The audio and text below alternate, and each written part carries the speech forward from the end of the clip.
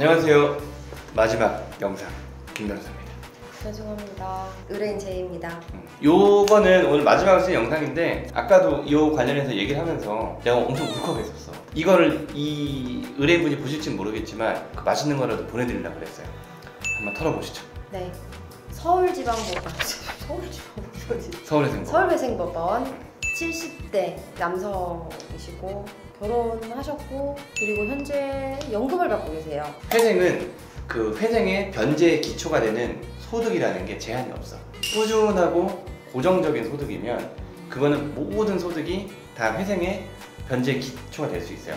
공무원 연금 받으시는 분, 국민연금 받으시는 분, 그 다음에 군인연금, 이 연금도 다 되고 고정적으로 꾸준히 나오는 거는 다 돼. 어쨌든 이분은 연금 소득으로만 회생 신청을 하신 분이에요. 그 연금 수입은 월 120만 원. 문제는 채무가 지금까지 봤던 의뢰인 사례들 중에 가장 최고액인데 7억 9천만 원, 8억이네요 거의. 이분은 채무가 8억이에요. 8억.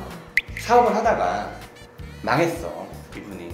근데 그 망한 때가 언제냐면 20년 전에. 사실은 좀 답답한 부분이 있어. 왜냐면 20년 전에 사업을 망했는데 지금까지 이거를 처리 안 하고 끌고 왔다라는 게 사람이 찾아오고가 그렇지 않았을까요? 그러니까 네. 엄청 그 20년 동안의 생활이 사실 엄청 고됐을 거야. 어쨌든 그래. 원금 채무는 얼마 안 돼요. 1억 5천. 근데 이분이 소득이 연금 소득 120만 원이 끝이니까 이렇게 빼버리면 한 달에 5만 원씩 밖에 안 내서. 그렇지. 36개월 해봐야 180만 원이야. 채무가 8억인데 180만 원을 갚으면 0.2%야. 0.2%. 뭐 20%도 아니고 0.2%를 갚는 거야. 무조건 기각 아니에요? 보정? 기각? 보정? 뭐 어쨌든 기각이에요. 기각. 사실 기각이야.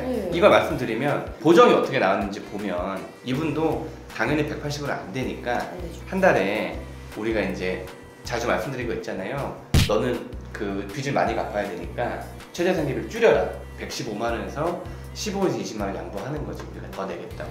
그리고 양보하고 들어갔는데 그래봐야 900만 원이면 1%좀 변제하는 거야. 1%.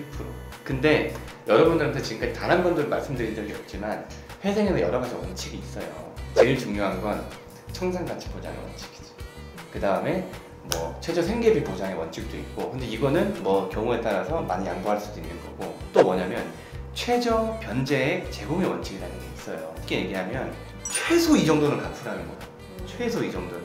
그게 법에 나와 있는데 사실 이 최소로 갚는 변제 계획안을 제출할 면목이 다들 없기 때문에 근데 요번에 나온 거야 이게.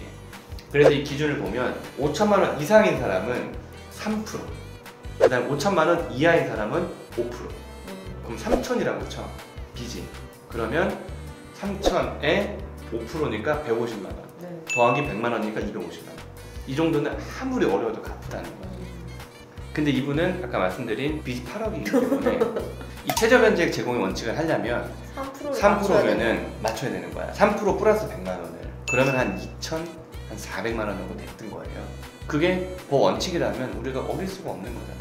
그래서 이분은 실제로 120만 원의 이 연금 소득임에도 불구하고 40만 원씩 60개월 내는 2,400만 원을 갚겠다는 회생 기간을 내고 인가가 났어. 근데 제가 볼 땐 이분은 회생이 아니라 파산해야 되는 사람이라는 걸 이렇게 계속 생각하고 있는데 너무 당연한 거야 사실. 그거는 70대 남자분이 연금 소득으로만 생각하시는데 빚이 8억이라면 당연히 파산을 권유했을 거야. 그렇죠. 이 변제 계획안을 보면서 궁금했던 게 두 가지가 있었어. 뭐냐면 왜 워크아웃 안 했지? 워크아웃. 그 다음에 왜 파산 안 했지? 이 두 개가 궁금했어. 근데 공무원 생각해 보니까 워크아웃을 만약에 한다면 무조건 변제율이 이거보다 높아. 쉽게 얘기해서 내가 100만 원을 빌렸어 누구한테. 얘가 3만 원을 갚겠다는 거야. 100만 원을 빌린 채무자가 3만 원을 갚겠는데 이거를 500원씩 60개월을 갚겠다는 거야. 맨날 그 채무자가 어떻게 생각했어? 열받죠. 열받는 게 아니라 말 같지 않은 소리를 하라고. 너무나 당연한 거잖아요 그거. 너무나 당연한 거잖아. 그래서 워크아웃은 안 되는 거야. 왜냐? 워크아웃은 채권자의 동의가 필요하거든요. 근데 회생은 채권자의 동의가 필요하지 않습니다. 법원이 이 채권자의 채무자의 어떤 적절한 그 상황들을 보고 채무를 강제로 조율하는 과정이기 때문에 워크아웃은 안 됐을 거예요. 너무 당연하게 안 받고 말지. 파산을 하지 못한 이유들이 좀 이게 정말 좀 가슴 아팠어요. 왜냐면 변호사들이 이제 이 의뢰인들의 그 상황을 파악하기 위해서 제일 먼저 보는 게 채무증대 경위서, 진술서, 반성문 이런 것들이에요. 그걸 봤어. 이분은 왜 회생을 했지? 봤는데 이분이 맨 마지막에 적어놓은 게 뭐냐면 내가 그 지금까지 20년을 숨어 살았다. 20년을 숨어 살면서 채권자들한테 몹쓸 짓을 했다. 그리고 내가 이제 삶을 얼마나 살겠느냐. 내가 파산을 신청하지 않은 이유는 죽기 전에 채권자들한테 마지막으로 내가 최대한 변제하는 모습을 보여서 내가 할 수 있는 최대한의 성의를 다하겠다. 그러니까 그거잖아요. 20년 동안 숨어 살았는데 이제는 정리하고 여기서 이제 파산을까지 해버리면 정말 나는 이제 죄책감을 느낄 것 같으니까.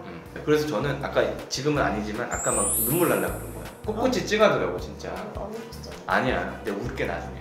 사실 저는 이런 분들을 원해요. 정말 어렵고 정말 힘든 분들. 약간 그런 분들 자립할 수 더 잘해주고 싶고 막 그러시죠? 그래 진짜로 그래. 사실 뭐 안 할 만큼 내가 이 변제금 대신 내주고 싶어 진짜. 60개월이네요. 40만 원씩 5년. 적지 않은 돈인데 그렇게라도 해서 채무자들한테 최선을 다해가지고 변제하겠다고 하시니 정말 뭐 한편에 존경스럽기도 하고 네. 꼭 이분은 잘 내실 거라고 저는 생각을 해요. 건강하시고 화이팅! 건강하세요. 화이팅! 어쨌든 여러분 채무자 여러분들 아버님 꼭 닮아서 열심히 변제하시고 항상 그 재기를 위해서 그리고 또 채권자들한테 항상 미안한 마음을 가지고 그렇게 하시기를 진심으로 바랍니다.